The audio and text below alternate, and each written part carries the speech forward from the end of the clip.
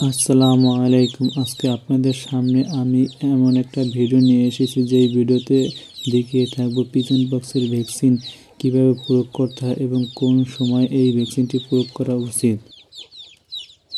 এই ভ্যাকসিনটি সাধারণত বাচ্চার বয়সের 11 দিনে আপনি এই ভ্যাকসিনটি প্রয়োগ করে থাকবেন। এই ভ্যাকসিনটি সরকারি পশু হাসপাতাল এই ভ্যাকসিনটি পাওয়া যায়। ভ্যাকসিনটির মাত্রা 200। 3 ml পানির সাথে ভ্যাকসিনটি গুলিয়ে নেবেন এবং বরফের সংস্পর্শে রাখবেন, কারণ ভ্যাকসিনটি হাতে গরমের তাপে বা সূর্যের আলোকের ভ্যাকসিনটির কার্যকারিতা নষ্ট হয়ে যেতে পারে। পিজন পক্স সাধারণত মশার কামড়ে উঠে থাকে, তাই ভ্যাকসিন দিলেই চলবে না।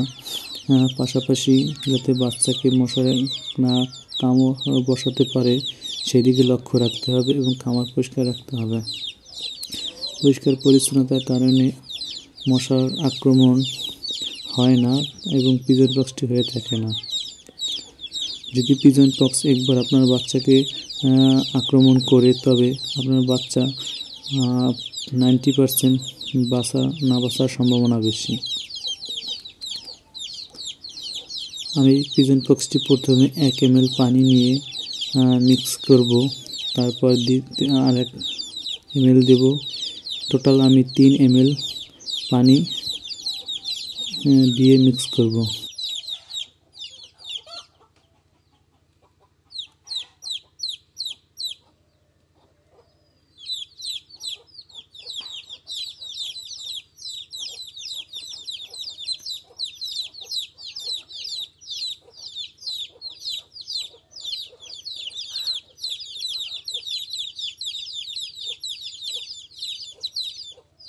যদি আপনার ভ্যাকসিনটি ভালো থাকে তো আপনাকে পুশ করার প্রয়োজন হবে না, ইচ্ছাকৃতভাবে আপনার পানিটি ভ্যাকসিনের মধ্যে নিয়ে নেবে।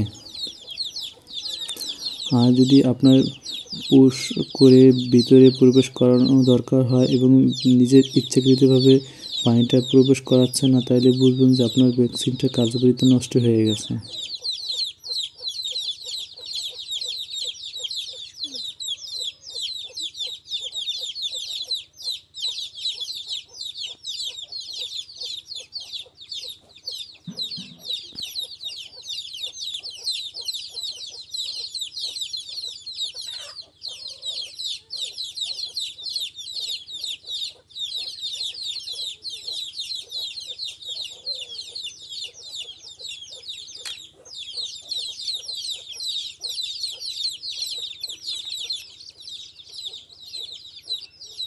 ভ্যাকসিনটি মূলত আপনার মুরগির পালকের একটি ফাঁকা অংশ আছে যেখানে কোনো মাংস নেই, বরং ফাঁকা স্থান।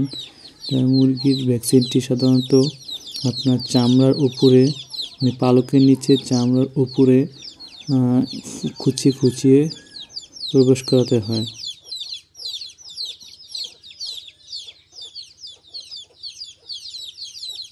সতর্কতা অবলম্বন করবেন যাতে আপনার শিরার উপরে কোনো রকমই সুজের ফোঁটা না লাগে, এতে ইনফেকশন হয়ে মুরগির উপকারের থেকে ক্ষতি হওয়ার সম্ভাবনা বেশি থাকবে।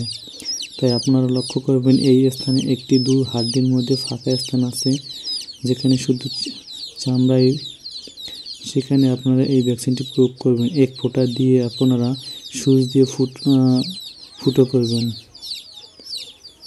আমি কিভাবে দিচ্ছি এভাবেও দিতে পারেন, বা আপনার অভিজ্ঞতা থাকলে আপনি অবশ্যই সেইভাবে দেবেন।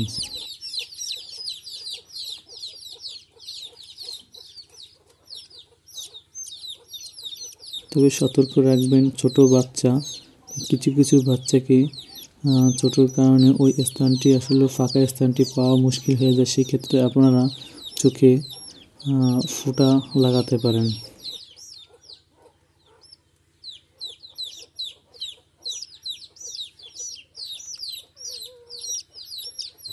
আসলে সুচের ফোঁটার দ্বারা যদি ব্লাড বের হয় তাহলে মনে করবেন যে ভ্যাকসিনটা ভালোভাবে প্রয়োগ করা হয়েছে।